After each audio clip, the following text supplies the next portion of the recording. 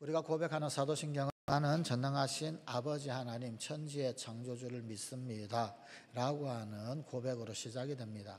그런데 이 첫 번째 고백의 제일 그 가운데서도 제일 첫 번째 이 고백은 크레도 인 데움, 라틴어 크레도 인 데움이므로 나는 하나님을 믿습니다. 이게 제일 주요 고백입니다.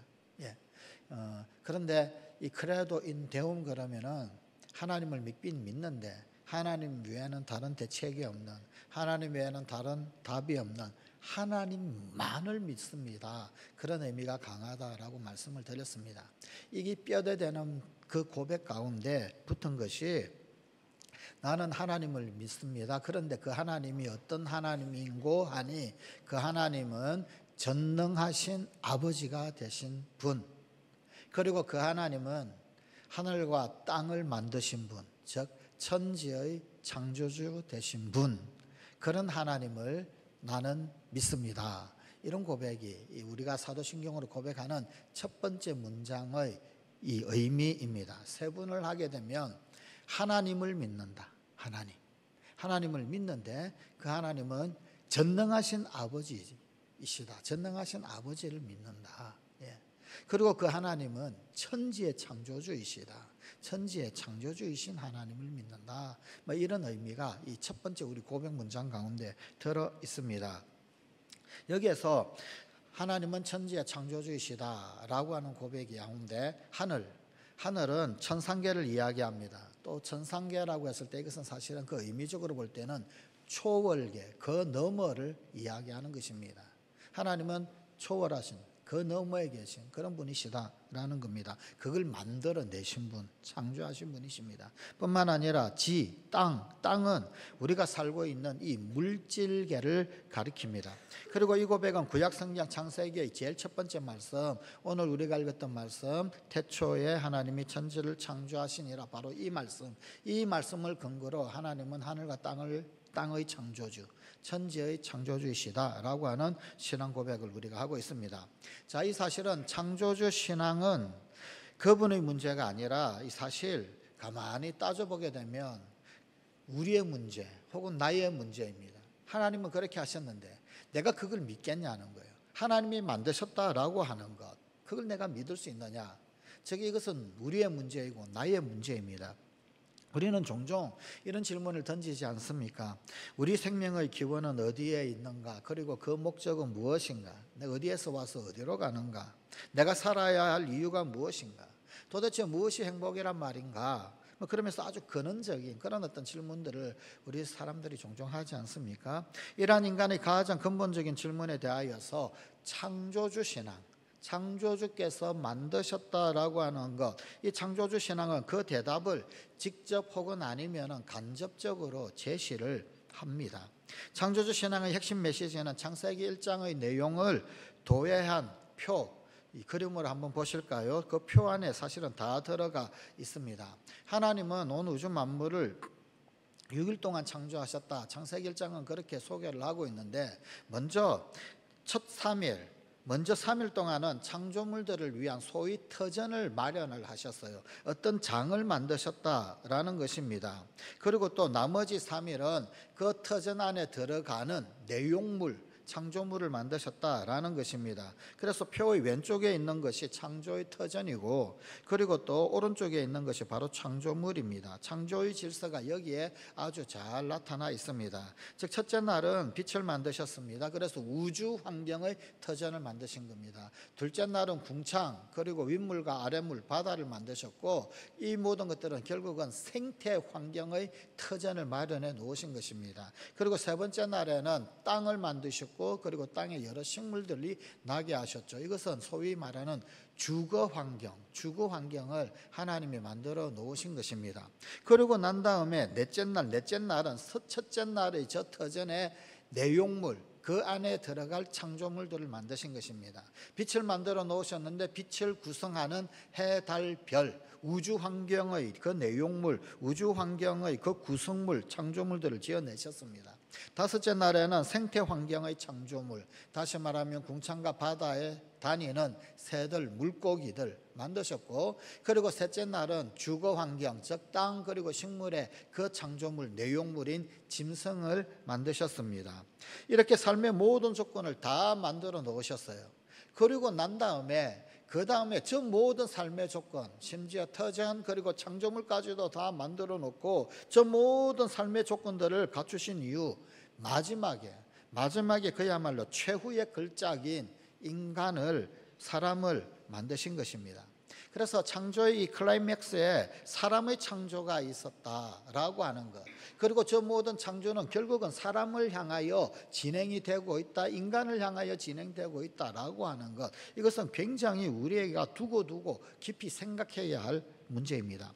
결국 창조는 우리 인간을 위해서 하나님께서 모든 복잡한 것들을 다 총동원하셔서 대작업을 하신 것입니다. 그리고 이것은 우리에게 아주 중요한 메시지입니다. 하나님은 하늘로 상징되는 영계, 먼저 보이지 않는 세계를 창조를 하셨습니다. 성경은 하늘에 보이지 않는 피조물, 곧 천사들이 있다라고 하는 것을 종종 증거합니다. 성 어거스틴은 이 천사가 본성으로는 영이고 직무로는 천사, 곧 하나님의 사자라고 그렇게 가르칩니다. 무슨 뜻이냐면 존재로서는 영이고 그리고 또 활동으로서는 천사다라는 것입니다. 천사들은 말뜻 그대로 천사, 하늘의 심부름꾼, 즉 하나님의 심부름꾼이고 또 시중꾼으로 활동을 합니다. 그들은 시편 103편 20절에 의하면 능력이 있어 하나님의 말씀을 행하며 그의 말씀의 소리를 듣는 여호와의 천사들입니다. 다시 말하면 하나님의 말씀, 그것을 명령받은 그대로 이 땅 가운데 펼칠 능력이 있는 존재들이더라 라는 것입니다. 또 하나님의 그 분부를 듣는 자들입니다. 그런데 그 천사들의 직무 중에서 또 하나의 어떤 이 중요한 직무가 있는데, 그것은 뭐냐면 그들은 우리를 돕는 영입니다. 사람을 돕는, 나를 돕는 영입니다. 히브리서 1장 14절입니다. 모든 천사들은 섬기는 영으로서 구원받은 상속자들을 위하여 섬기라고 보내심이 아니냐. 시편 91편 11절 12절 말씀입니다. 그가 너를 위하여 그의 천사들을 명령하사, 여기 그는 주님, 하나님을 말합니다. 그 주님께서 너를 위하여, 우리를 위하여 그의 천사들, 하나님의 그 천사들을 명령하신다는 거예요. 그래서 내 모든 길에서 너를 지키게 하심이라. 그들이, 여기 말하는 그들이는 천사들을 말합니다. 그들의 손으로 너를 붙들어 발이 돌에 부딪히지 아니하게 하리로다. 시편도 천사들은 우리를 돕고 우리의 발이 돌에 부딪히지 않도록 지키고 보호하는 그런 어떤 영이더라 라는 것입니다. 이 얼마나 감사한 일입니까? 이처럼 우리를 지켜 보호해 주는 천사가 있다라고 하는 이 사실을 고지 곧대로 믿는 것, 여러분 이것도 얼마나 엄청난 축복인지 모릅니다. 태초에 하나님이 천지를 창조하시니라 라고 하는 이 말씀 가운데서 굉장히 중요한 히브리어 동사가 하나 있습니다. 창조하다라고 하는 말입니다. 이 창조하다라고 하는 이 말, 히브리어 바라라고 하는 동사를 씁니다. 브레시트 바라 엘로임 앳 하샤마임 브에드 라고 되어져 있는데, 하아레츠, 그렇게 기록되어져 있는데, 바라라고 하는 동사가 사실은 여기 이 문장 가운데, 이 창세기 1장 1절의 이 히브리어 성경 문장 가운데 굉장히 중요한 단어입니다. 왜 그러냐면은 이 바라라고 하는 이 동사가 성경에 총 47번 등장합니다. 그런데 그 47번 가운데 그 중요한 주어는 언제나 하나님입니다. 바라라고 하는 동사가 나오면 주어는 하나님입니다. 그러니까 하나님께만 특화되어져서 사용된 동사다라는 겁니다. 이 동사가 사용되었을 때 사람이나 혹은 아니면 짐승이 주어로 나온 적이 성경에 한 번도 없습니다. 그리고 또 이 바라라고 하는 동사가 나왔을 때 그 무엇으로 만들었다, 그 무엇, 그러니까 뭐 어떤 것들을 동원해 가지고 어떻게 해서 그렇게 해 가지고 만들었다라고 하는 소재도 나오지 않습니다. 소재의 표현도 이 동사는 가져오지를 않습니다. 즉 이 단어에는 전혀 힘들이지 않고 아무런 재료도 없이 만든다, 지금 그런 의미가 담겨 있는 것입니다. 곧 다시 말하면 새롭고도 예외적이며 놀라운 창조다라는 것입니다. 창세기 1장 1절에서 하늘과 땅을 만드실 때 이 바라라고 하는 동사가 나옵니다. 창세기 1장 24절에서는 짐승을 만드셨다라고 할 때 그때 이 바라라는 동사가 나옵니다. 창세기 1장 26절 27절에서 사람을 만들 때 그때도 이 동사가 쓰입니다. 그런데 특별히 우리 인간을 창조할 때 그때는요, 세 번이나 이 바라라고 하는 동사가 반복되어 나옵니다. 여기에는 깊은 뜻이 있습니다. 결정적으로 중요한 창조는 오직 하나님만 하실 수 있다라는 것을 내포하는 것입니다. 무에서 유를 이끌어내시는 것, 바로 그것이 바라라는 거예요. 근데 이건 하나님만 하시는 것이다 라는 것입니다. 오직 바라 이 단어로서만 무에서 유가 이끌어진다라는 뜻입니다. 아무것도 없었을 때 하늘과 땅을 만드신 것도 바로 이 바라의 절대적 창조더라라는 것입니다. 단순한 생물들보다 한 단계 높은 동물을 만드신 것, 그것도 바로 이 바라라는 동사였었습니다. 이었고 최후의 걸작인 인간을 만드실 때 그때는 이 바라라는 동사가 3번씩이나 등장할 만큼 대작업이었습니다. 이 바라의 영성을 우리가 깨닫게 되면 무에서 유를 창조하신 하나님에 대한 신앙 그 자체가 우리에게 희망이다 라는 것을 알게 됩니다. 왜 그렇습니까? 없는 데서 있는 것을 만들었다, 없는 데서 있는 것을 만들었다라고 하는 것, 이것은 결국은 구원의 언어이기 때문입니다. 구원이 없는 것에서 있는 것이 만들어지는 이것이 구원이더란 말입니다. 그랬기에 바빌론에서 노예 생활을 하면서 절망에 빠져 있었던 그 이스라엘 백성들, 그들이 이제 우리는 도대체 어떻게 되는 것인가, 우리는 도대체 어디에다가 희망을 둬야 하나, 뭐 그랬을 때 그때 딱 하나님의 말씀은 이렇게 전했던 것입니다. 이사야서 41장 1절입니다. 야곱아, 너를 창조하신 분 주님께서 이렇게 말씀하신다. 너를 창조하신 분, 야곱아 너를 창조하신 분. 이때 이 바라라는 동사가 쓰여졌어요. 야, 너네가 이제는 끝장이라고, 아무것도 없다고, 잡히는 것도 없고 쥐이는 것도 없고 희망도 없고 보이는 것도 없고 갈 곳도 없다고, 아무것도 없다고. 아니야, 하나님은 아무것도 없는 곳에서 있게 하신 분이셔야 그 하나님 너를 만드신 거야. 야곱아 너를 창조하신 분, 그분이 말씀하셔. 지금 그렇게 말씀하고 있는 거예요. 이사야서 43장 15절입니다. 나는 주님, 이 이스라엘의 창조자 너희의 임금이다. 여기에도 바라라는 동사가 쓰여졌어요. 아무것도 없는 것에서 너희들을 있게 만든 나, 내가 너희의 주인이다, 내가 너희의 임금이다, 왕이다. 바빌론 포로 생활 가운데 아무것도 희망할 수 없는, 소망이 없는 그들, 그런데 그들에게 바라의 하나님, 바라의 하나님이시다. 예언자들을 통하여서 하나님은 그렇게 말씀해 주셨습니다. 아무것도 없는 데서 야곱을 만드시고 이스라엘을 만들어내신 분이신데 새 역사를 창조해내지 못하겠는가? 지금 그런 강변입니다. 쉽게 풀어 말하면 이런 말입니다. 절망을 접고 희망을 가져라는 거예요. 아무것도 없다고 널브러지지 말라는 거예요. 하나님의 역사는 아무것도 없는 것에서도 이루어지는 역사다. 무에서 유를 만드시는 하나님이신데 무언을 못하시겠냐? 아무리 고장난 역사라 한다 할지라도, 아무리 고장난 나라라고 한다 할지라도, 아무리 고장난 민족이라고 한다 할지라도 새롭게 세우고 이 단절된 축복을 다시 이을 수 있는 분이 계시다. 그분이 하나님이시다. 지금 그런 말입니다. 하나님은 우리 인간을 흙으로 빚으셨습니다. 그리고 그 코에 생기를 불어넣으셨죠. 하나님의 입김을 불어넣으셨습니다. 그러자 사람이 생명체가 되었습니다. 흙에서 빚어진 육체가 없어도 우리 인간 생명이라고 할 수가 없습니다. 반면 하나님의 입김이 없어도 인간 생명이라고 할 수 없습니다. 결과적으로 우리 인간은 영혼과 육체가 유기적으로 결합된 영육의 존재입니다.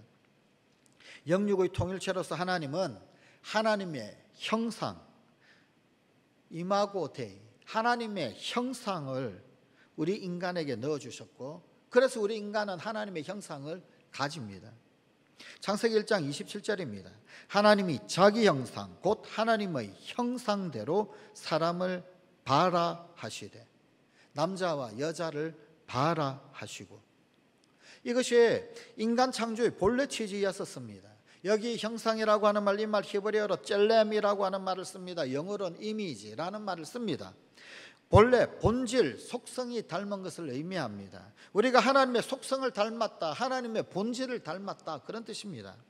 독일의 신비 영성가 마이스트 에카르트라고 하는 분이 있습니다. 그분은 형상을 이렇게 설명을 합니다. 한 형상은 그 본체인 것으로부터 직접 존재를 부여받는다. 그것과 하나인 존재를 가지며 그것과 동일한 존재다. 무슨 뜻이냐면, 이 말에 의하면 하나님의 형상, 창조주의 형상이 우리에게, 나에게, 사람들에게 있죠. 하나님의 형상, 창조주의 형상이 있는 그 형상인 우리는 결국은 창조주와 그 존재를 공유한다라는 말입니다. 하나님의 형상, 그리고 하나님의 형상이 내게도 있고 하나님의 형상이 하나님께도 있고, 형상이라는 것이 하나님께 있고 나에게도 있으니 그 형상을 창조주와 공유하고 있더라. 황송하지 않습니까? 너무 황송한 그런 선언이 아닙니까? 사람은 누구나 불가침의 존엄성을 가지고 있습니다. 여기에는 일절 차별이 없습니다.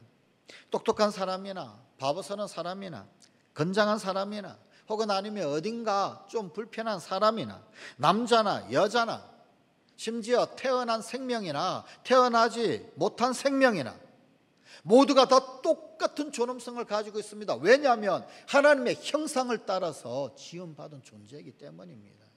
그에게도 하나님의 형상이 있고 나에게도 하나님의 형상이 있고 하나님의 형상이 심긴 존재들라는 겁니다. 모든 그 안에 하나님의 형상이 있습니다. 그러기에 인종차별, 낙태, 착취, 인권, 유린 등등 뭐 이런 것들은 하나님을 거스르는 죄악이라고 말할 수 있습니다. 시편 8편 4절 5절은 우리 인간을 고귀하게 만들어주신 하나님의 업적을 찬미합니다. 그러면서 환호를 합니다. 사람이 무엇이기에 주께서 그를 생각하시며 인자가 무엇이기에 주께서 그를 돌보시나이까. 그를 사람보다 조금 못하게 하시고 영화와 종기로 관을 씌우셨나이다. 그렇습니다. 우리는 한 사람 한 사람을 당신의 형상대로 지어내신 하나님, 그 하나님께 늘 감탄하면서 입으로 감사를 올려드리고 입으로 찬미를 늘 올려드릴 일입니다. 더불어서 나의 소중함을 볼 줄 아는 그런 시각도 또한 필요합니다. 스스로 나는 구더기 같아, 뭐 나는 쓰레기야, 뭐 나는 내가 할 줄 아는 게 뭐가 있어, 이런 말을 하지 말고 나는 존귀하다, 나는 하나님의 형상을 가졌다, 나는 영광스러운 존재다 라고 하는 이런 말들을 고백해야 합니다. 이런 말들을 입에 달고 사는 그런 우리 성관가족이 되십시다. 경륜이라고 하는 말이 있습니다. 하나님의 행하신 일들, 또 하나님께서 이 온 세상 우주 만물을 이루어 가시는 일들을 설명을 할 때 경륜이라고 하는 말을 씁니다. 창조 경륜, 구원 경륜. 그런데 창조 경륜은 이 전능자 하나님의 지혜입니다. 하나님은 우리 인간을 당신의 사랑의 파트너로 만드셨습니다. 이 창조를 생각해 볼 때 우리는 하나님의 위대하심만 알고, 그리고 그분의 사랑을 잘 모르고 넘어갈 때가 많습니다. 창조하니까 아주 거창하잖아요. 그냥 아주 그냥 이 범위가 얼마나 웅장합니까? 온 우주 만물. 예. 그래서 어떤 위대하심 뭐 그런 것들은 감이 오는데, 거기에 하나님의 사랑이 서려 있다 이러고는 조금 잘 모르고 넘어가는 경우가 꽤 많이 있습니다. 하나님의 위대하심과 사랑을 동시에 담고 있는 것, 그 말이 바로 이 경륜이라고 하는 그런 말입니다. 이 경륜이라고 하는 말은 원래 경제를 뜻하는 말, 이코노미 있죠, 그죠? 영어에 이 경제를 뜻하는 말, 이코노미라고 하는 말에서 온 말인데, 이 이코노미를 아주 광의적으로 사용을 할 때, 그래서 우주적으로 넓게 적용을 할 때 그 확장된 의미로 쓸 때 경륜이라고 하는 말을 사용을 합니다. 전통적으로 하나님의 이 경륜이라고 하는 것은 두 가지가 있습니다. 하나는 창조 경륜, 그리고 또 다른 하나는 구원 경륜, 이렇게 나누어서 언급이 됩니다. 창조 경륜 그리고 구원 경륜, 이 창조 경륜과 구원 경륜은 지금도 현재도 같이 진행이 되고 있습니다. 그리고 이 경륜 안에 하나님의 사랑이 녹아 있습니다. 창조 경륜을 먼저 본다라고 한다면, 여러분, 창조는 도대체 어떻게 이루어집니까? 창조 어떻게 이루어질까요? 여러분, 창조는요, 사랑이 충만할 때 그때 이루어지는 것입니다. 사랑이 차고 넘치게 되면 그러면은 창조를 하게 되어 있습니다. 지금 여기 앉아 계신데 지난 주간에 이 조옥주 권사님 이 미술 전시회를 했어요. 근데 그림을 그렸던 이번 전시회 이 30점 가량의 그 작품, 그 동기가 뭔가? 손주예요, 손주. 손주가 잉태되고 손주가 태어나고 손주가 이제 젖을 빨면서 우유를 먹으면서 자라나는, 그거를 하고 메인이 되는 4개의 그림이 있더라고요. 태어나기 전, 태어날 때, 자랄 때, 그리고 forward, 앞으로. 근데요, 저는 그걸 보고요, 설명 듣기 전에 그림을 딱 보고 무슨 생각이 들었냐면은, 그래서 저 전시회 예배 때 오늘 우리 권정혜 권사님도 이 기도할 때 인용을 하셨는데 시편 8편 4절 5절 말씀을 드렸어요. 여호와 우리 주여, 인자가 무엇이간데.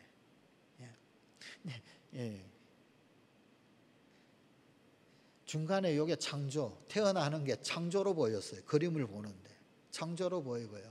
창조 이전에 앞에 그림이 하나님의 설계, 하나님의 계획, 하나님의 준비, 사람이 나기 전에 아까 도표로 보여주었던 첫째, 둘째, 셋째 날, 혹은 아니면 첫째 날에서 여섯째 날까지의 그 하나님의 그 신비한 준비, 그리고 하나님의 창조. 세 번째 그림이 뭐냐면요, 그 하나님의 형상이 자라가면서 역사의 수레바퀴가 굴러가는, 그럼에도 불구하고 하나님의 그 경륜, 하나님의 그 사랑의 경륜은 끊어지지 아니하는.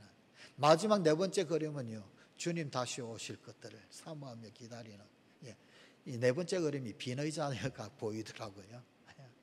영광의 보좌로 보이기도 하고, 주님 다시 오실 길을 사모하며 기다리는 그런 그림으로 제 눈에는 그렇게 보였어요.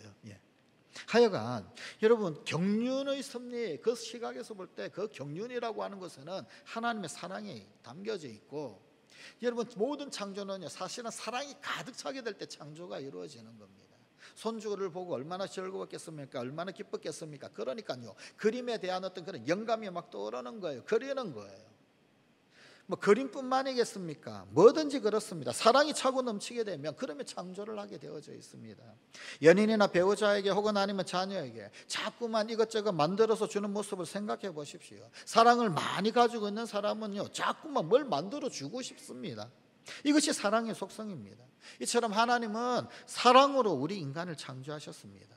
창조의 원인도 사랑이지만 원인뿐만 아니라 창조의 목적 또한 사랑입니다. 결국 하나님이 왜 인간에게 자유의지를 주셨습니까? 우리랑 사랑하시려고. 로봇이라면 어떻게 뭔 사랑을 주고받고 하겠습니까? 자유의지가 있는 자율적 의지적 존재여야 사랑이 성립이 되는 것이지. 여러분, 그냥 여기 종이 있는데, 야 종아, 나는 너무 좋아해, 너무 사랑해, 너무 귀해, 늘 쓸고 닦고 그냥 뽀뽀하고 입 맞추고. 여러분, 약간 멘탈리티가 이상한 거 아닙니까? 정신이 나간 것 아닙니까? 왜 그렇습니까? 자유의지가 없어서 그런 거예요. 능력이 없는 거예요. 의지가 없는 거예요. 왜 우리에게 자유의지를 주셨느냐 하면 사랑하시기 위해서예요. 우리를 사랑의 파트너로 만드셨기 때문에 그렇더라는 겁니다. 사랑을 주고 사랑을 받고 싶어서입니다. 우리는 하나님 당신의 사랑의 파트너로 만드신 존재들란 말입니다. 이것을 깨닫게 되면요, 우리 인간의 위상은 하염없이 높아집니다. 나의 위치는요, 하염없이 높아집니다. 내가 하나님 사랑의 대상이라고. 그런데 우리는 보통 이렇게 생각하지 않습니다. 하나님 앞에만 가면요 종인 양 주눅듭니다. 죄인인 양 그냥 막 머리 숙이고요 땅만 쳐다보고 있습니다. 오그라듭니다. 그래서 하나님 앞에 길을 펴지를 못합니다. 물론 죄가 있지.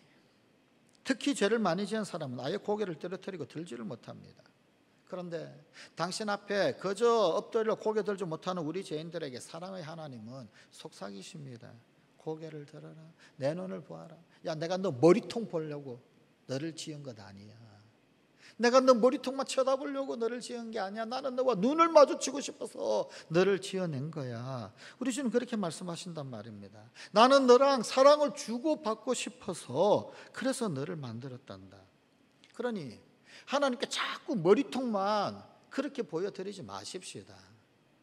하나님과 눈을 맞추십시다. 눈을. 하나님과 눈을 맞춰야지 자꾸만 그냥 죽을 죄지었다고 머리통만 하나님 앞에 자꾸 보여드리니 우리는 그분께 무엇을 보여드려야 할까요?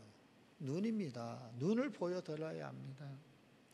사랑이 거룩한 눈, 그것도 애인을 바라보는 그런 눈을 보여드려야 합니다. 실제로 이런 영성을 깊이 이해했던 신학자 중에서 칼 라너라고 하는 신학자가 있습니다. 그가 이렇게 말을 합니다. 우리 각자의 삶은 하나님과의 러브 스토리다. 우리 한 사람 각각의 사람들은 하나님과 사랑의 관계, 러브 스토리를 쌓아가는 그런 삶의 여정, 그렇더라는 거예요. 언제 태어나, 언제 사귀어서, 언제 친해지고, 또 친해졌다가도 언제 토닥거리기도 하고, 또 언제 토라지기도 하고. 그래서 결별이야 이제는 헤어져. 언제 헤어졌다가, 언제 멀어졌다가, 또 그러다가 또 언제 또 다시 재결합하고, 그렇게 다시 깨가 쏟아지고, 또 이제 둘이 하나가 되고, 주님과의 관계가 이 드라마틱한 그런, 그리고 또한 그렇게 아름다워진 그런 관계라고 한다면 그게 정말 하나님과의 사랑의 파트너가 아니겠습니까? 주님 우리를 그렇게 존재케 하신 분이십니다. 창조 이야기가 나올 때 빠뜨릴 수 없는 이야기 중 한 가지가 뭐냐면요, 종교와 과학의 이야기입니다. 신앙과 과학, 특별히 진화론 이런 부분. 도대체 과학과 창조신앙은 어떤 관계에 있다고 볼 수 있겠습니까? 결론부터 이야기하자면 서로 적대적 관계에 있던 종교와 과학, 여러분 중세시대 때 그리고 그 이전 시대 때는요, 이 종교와 과학은 적대 관계에 있었잖아요. 갈릴레이가 지구가 돈다고 막 지동설 이야기하니까요, 교황이 파문시켜버리고 막 그러지 않습니까? 그죠? 그런데 종교와 과학은 긴 세월의 우여곡절 끝에서 화해 관계에 들었었다라고 해도 맞습니다. 틀린 말이 아닙니다. 더 이상 종교는요 과학을 배제하지 않습니다. 우리 신앙도 마찬가지입니다. 창조신앙 역시 마찬가지, 과학을 배제하지 않습니다. 오늘 교회는 더 이상 지동설을 주장했다라고 해서 갈릴레이를 파문하지 않는 것과도 같은 것입니다. 교회는 과학의 성과에 대해서 존중합니다. 분명히 존중하는 입장입니다. 교회는 더 이상 이 사실로 말미암아서 받아들여진 그 우주에 대한 여러 정보들, 그리고 그 정보가 창조신앙에 적대적이다라고 그렇게 보지도 않습니다. 아는 것이 힘이다라고 말한 프란시스 베이컨 있죠, 그죠? 그가 굉장히 소위 뼈 있는 말을 했습니다. 약간의 과학이 사람을 하나님으로부터 멀어지게 한다. 더 많은 과학은 그를 하나님께 다시 돌아오게 만든다. 모든 학문 분야의 탐구는 그것이 참으로 과학적 방법을 따르고 또한 윤리 규범을 따라 이루어진다면 절대로 신앙과 대립될 수 없습니다. 왜냐하면 세속 사물, 그들 가운데도요 하나님 작품, 하나님의 창조가 서려져 있고요, 우리 신앙의 내용 여기에도 하나님의 창조가, 하나님의 작품이 서려져 있기 때문에 그렇습니다. 여러분, 저 하늘 별내, 저 우주에, 혹은 아니면 우리가 볼 수 없어 현미경으로 보아도 제대로 보이지 않는 그런 원자 분자 그 입자들, 어느 것 하나의 창조 섭리가 서려져 있지 않은 곳이 있던가요? 그렇다라고 한다면, 거기에도 창조의 섭리가 있다라고 한다면 그것이 어떻게 하나님의 진리를 완전히 그냥 배척하고 배반하는 그런 관계가 될 수 있겠습니까? 그 속에서도 하나님의 창조가 서려져 있는데, 그렇다라고 한다면 우리 신앙과 과학이 배치되어지고 적대적 관계에 있는 것은 결코 아니더라라는 말입니다. 신앙의 바탕을 둔 종교와 합리성에 입각한 과학은 서로 보완적 관계를 가질 수 있습니다. 둘 다 진리다라고 한다면 서로 일치하게 됩니다. 그러지 않습니까? 진리와 진리는 상충되지 않는 게 맞죠. 하나가 뭔가가 진리가 아니니까 상충이 되는 것이지, 진리와 진리가 만나면 상충될 수가 없습니다. 과학도 신학도 모두 하나님 안에 근거하고 있단 말입니다. 그렇다라고 한다면 창조주이시고 구원주이신 그 하나님께 영광 드리기 위한 목적이 둘 다 서려져 있는 것입니다. 신학이 하는 일은 과학적 사실을 토대로 삼라만상, 다시 말하면 온 우주를 완성으로 이끄시는 그 하나님의 계획에 따른 최종적인 의미, 그 의미를 추출해내는 것입니다. 성경 전체의 관심은 철저하게 왜 있었지, 어떻게 있지 않습니다. 히브리인들은 주로 왜를 물었습니다. 왜 천지를 창조하셨는가? 왜 고통을 받아야 하는가? 나는 왜, 무엇 때문에 존재하는가? 이를 히브리적 사유라고 합니다. 반면에 헬라인들은 어떻게를 물었습니다. 우주는 어떻게 존재하게 되었는가? 인간은 어떻게 구성된 존재인가? 국가를 어떻게 통치해야 하는가? 이런 것들을 헬라적 사유라고 합니다. 이 어떻게라고 하는 질문을 많이 던지게 되면 자연과학이 발달합니다. 그래서 그리스에서는 자연과학이 생겨났습니다. 피타고라스로부터 해가지고 시작해서 수학, 물리학 등등 그리스 철학자들을 통해서 인류의 자연과학 발달 기여를 했죠. 그런데 왜라고 하는 이런 질문을 자꾸 던지게 되면 철학이 발달하게 됩니다. 또 영성 쪽으로 초점이 가게 됩니다. 이 의미를 찾는 이런 물음은 신앙으로 가게 되어져 있습니다. 그래서 곧 하나님으로 연결됩니다.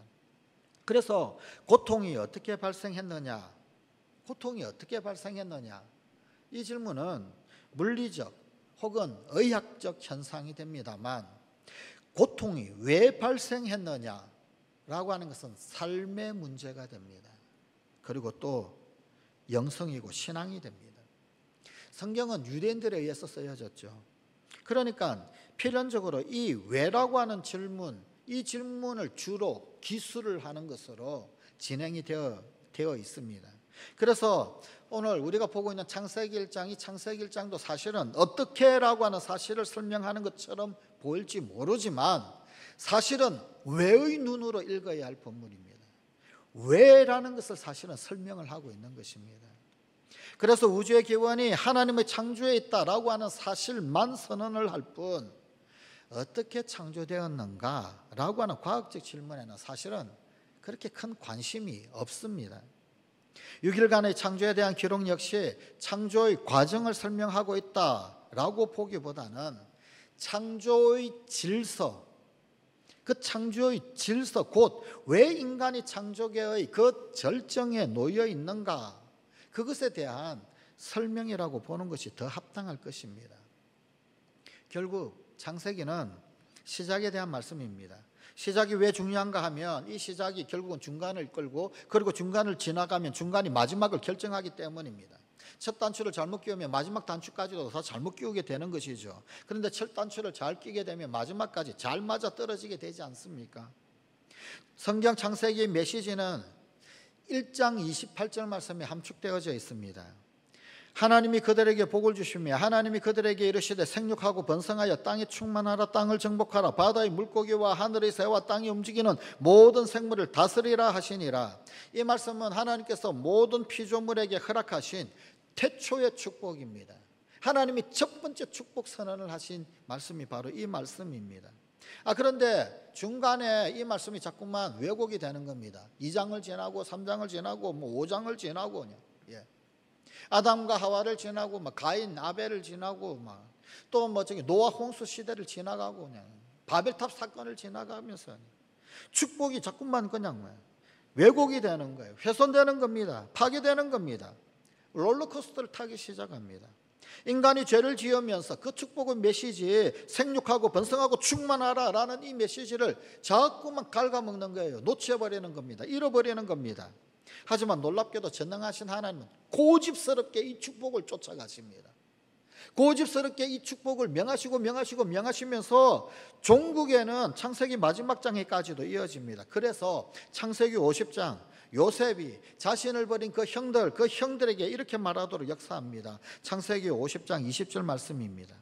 당신들은 나를 해하려 하였으나 하나님은 그것을 선으로 바꾸사 오늘과 같이 많은 백성의 생명을 구원하게 하려 하셨나니.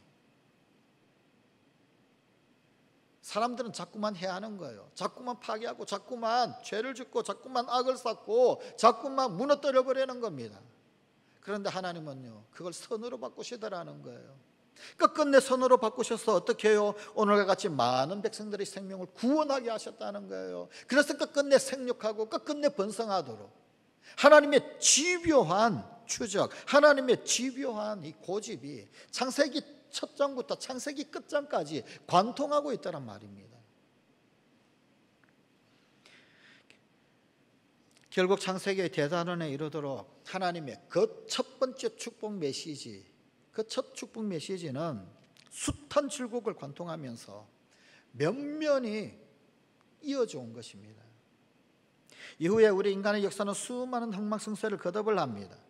예수님 시대를 지납니다. 그리고 궁극적으로 바라본 미래는 역시 무지개 빛이었습니다. 성경을 관통하는 가장 마지막 말씀, 요한계시록 22장 20절 말씀입니다. 아멘 주 예수여 오시옵소서. 아멘 주 예수여 오시옵소서. 종말을 얘기한다면 왠지 자신 없고 왠지 주눅 들고 이 종말이 안 왔으면 좋겠고 좀 더 있다가 오면 좋겠고 슬프고 무섭고 두렵고 뭐 이런 반응이 우리 가운데 나타나는 게 상식입니다. 그런데 여기 이 성경 구절은 아멘 주 예수여 오시옵소서. 성경의 제일 마지막은 아멘 주 예수여 오시옵소서. 왠지 들떠 있습니다. 왠지 뭔가 흥분되고 왠지 뭔가 기다리고 들떠 있는 그런 분위기입니다. 성리자 예수님 어서 오십시오 하고 주님을 초대하고 있습니다. 왜 그렇습니까? 태초의 축복이 역사를 관통하여서 마지막에까지도 도달하고 있기 때문입니다. 창세기 1장에서 창세기 50장까지만 관통한 것이 아니라 창세기 1장에서 요한계시록 22장까지 마지막까지 하나님의 축복 선언이 쭉 이어져 오고 관통하여 있단 말입니다. 온 우주 만물을 창조하신 하나님의 경륜, 그 뜻은 축복이었습니다. 축복. 어떤 박해가 있고 어떤 우여곡절이 있고 그렇게 해도 끄트머리에 가서는 다시금 완전히 새로운 차원의 창조로 하나님께서 이 모든 것을 마감하시는 것을 믿기 때문입니다. 새 하늘과 새 땅이 열릴 것이며 새 예루살렘이 있을 것이며 흰옷 입은 우리가 하나님 앞에 새 노래로 새 예배를 드릴 것이기 때문에 하나님의 창조는 결코 실패하지 않으실 것이기 때문에 하나님의 그 축복의 창조는 결코 중단되지 않을 것이기 때문에 그건 믿기 때문에 아멘 주 예수여 오시옵소서 고백하는 것입니다. 축복으로 시작해서 축복으로 끝나는 것, 그것이 창조주 하나님의 역사입니다. 이 창조는 끝나지 않습니다. 지금도 끝나지 않았습니다. 마지막 순간까지 창조는 계속해서 쭉 갑니다. 그런데요, 우리가 어떤 존재냐? 우리는 바로 이 창조의 협조자란 말입니다. 이 창조 역사 가운데 그 중심에 하나님이 우리 사람들을 두셨고 이 창조 역사에 하나님이 이 사람인 우리 인간이 반드시 동참하기를 원하시고 반드시 협조하기를 원하시더란 말입니다. 우리는 함께 주님의 이 창조 사업에 심부름꾼으로 초대를 받은 겁니다. 다시금 6일의 창조로 돌아갑니다. 하나님이 짐승을 만드셨어요. 사람도 지으셨습니다. 그런데 아직 하와가 창조되기 전이에요. 창조가 끝났습니까? 끝나지 않았습니까? 끝나지 않았습니다.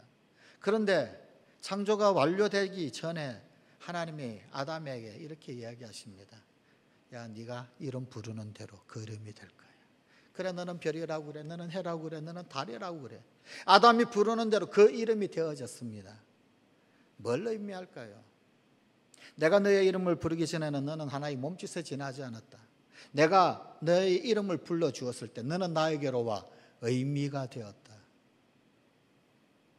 이름을 부른다라는 것은, 이름을 붙인다라는 것은 존재의 의미를 부여하는 일입니다. 빛이 빛으로 있는데 빛의 뜻을 가지고 의미를 가지게 되는 것은 해라고 하는 이름을 붙여줄 때더라는 겁니다. 달이라고 하는 이름을 붙여줄 때 존재의 의미가 생기더라는 겁니다. 그렇습니다. 하나님은 하나님의 창조에 아담을 사용을 하셨습니다. 아담이 있어서 하나님 창조에 의미가 부여되고 생긴 것이더란 말입니다. 창조가 끝나고가 아닙니다. 아직 하와가 지어지기 전입니다. 아직 하나님의 창조가 계속해서 진행되고 있는 그 가운데 하나님의 창조 협조자로 하나님은 아담을 사용하셨더란 말입니다. 그게 우리 인간입니다. 그래서 우리는 창조의 능력이 있는 겁니다. 그렇다면 이 능력을 제대로 잘 사용해야죠. 주님 다시 오시는 그날까지, 새하늘과 새 땅이 열리는 그때까지, 새 예루살렘의 주인공이 되는 그때까지 우리는 함께 주님의 이 창조 사업에 심부름꾼으로 초대받은 자들이란 말입니다. 주님의 창조 협력자로 사실 수 있는 우리 성관 가족들이 되십시다. 기도하시겠습니다. 아버지 하나님, 주님의 창조 경륜, 우리 주님의 구원 경륜은 아직 끝나지 않았는데, 그러나 축복으로 시작해서 축복으로 끝나는 그 창조주 하나님의 역사 가운데 우리 사랑하는 성관 가족들이 있고 우리 가정이 있고 내가 있음을 똑똑히 깨달아 알게 하여 주시옵소서. 창조주 하나님께서 우리를 사랑의 대상으로 부르셨고 이 창조 가운데 창조 사업의 심부름꾼으로, 아니 창조의 협조자로 불러 세우시고 하나님 파트너 삼으셨는데, 이 고귀한 하나님의 형상, 참으로 감당하기에 벅찬 이 놀라운 하나님의 초대, 빠지지 않게 하시고 거절하지 않게 하시고 우리 하나님과 동행하는, 우리 사랑하는 창조의 협조자 되는 우리 성관 가족들이 되게 하여 주시옵소서. 우리 주 예수님 이름으로 기도드리옵나이다. 아멘.